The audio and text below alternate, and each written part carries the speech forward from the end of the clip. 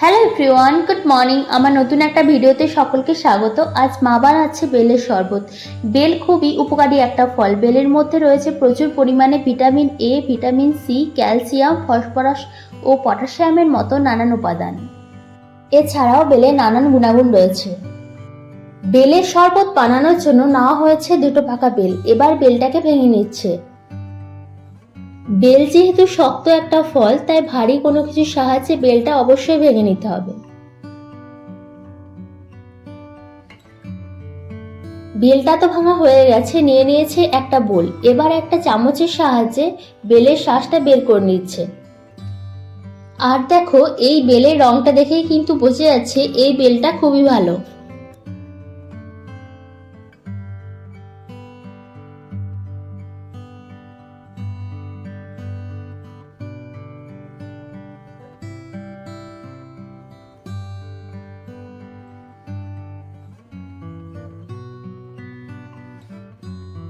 দুটো বেলের শাঁসই এইভাবে চামচের সাহায্যে বের করে নিচ্ছে।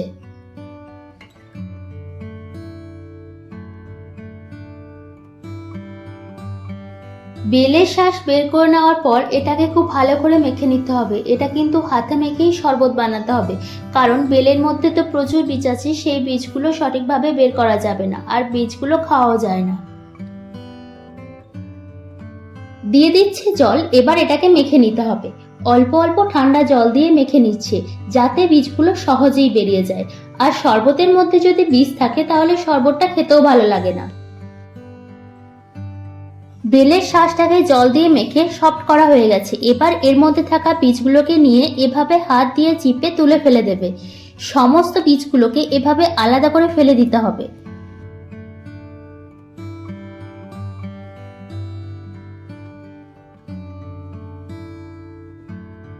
অন্যদিকে আবারও ভালো করে ছেঁকে নিচ্ছে। একটা বোলের উপর ছাঁকনি নিয়ে অল্প অল্প করে বেলের শাঁসটাকে ছেঁকে নিচ্ছে। এভাবে বেলের শাঁসটা বের করে নিচ্ছে।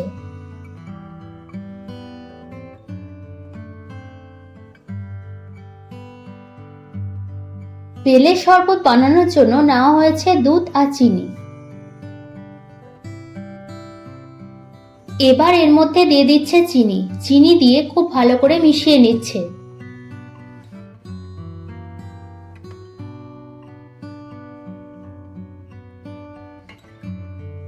চিনিটা মিশিয়ে নেওয়া হয়ে গেলে দিয়ে দিচ্ছে দুধ। দুধ দিয়ে আবারও ভালো করে মিশিয়ে নিচ্ছে।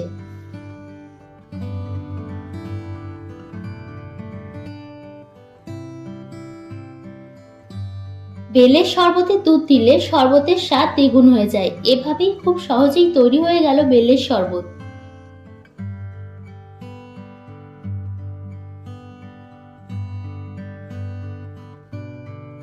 সবশেষে গ্লাসের মধ্যে দিয়ে দেবে কয়েকটা আইস কিউব। এই গরমে তোমরাও বানিয়ে নিতে পারো বেলের শরবত। আজকের আমার মায়ের হাতে তৈরি বেলের শরবতের রেসিপিটা তোমাদের কেমন লাগলো অবশ্যই কমেন্ট করে জানিও। তো চলো, আজকের ভিডিওটা এখানেই এন্ড করছি। ভিডিওটা ভালো লাগলে প্লিজ লাইক, কমেন্ট, শেয়ার করে দিও। সকলে খুব ভালো থেকো, সুস্থ থেকো, সাবধানে থেকো। আবার দেখা হবে নতুন একটা ব্লগে। টাটা।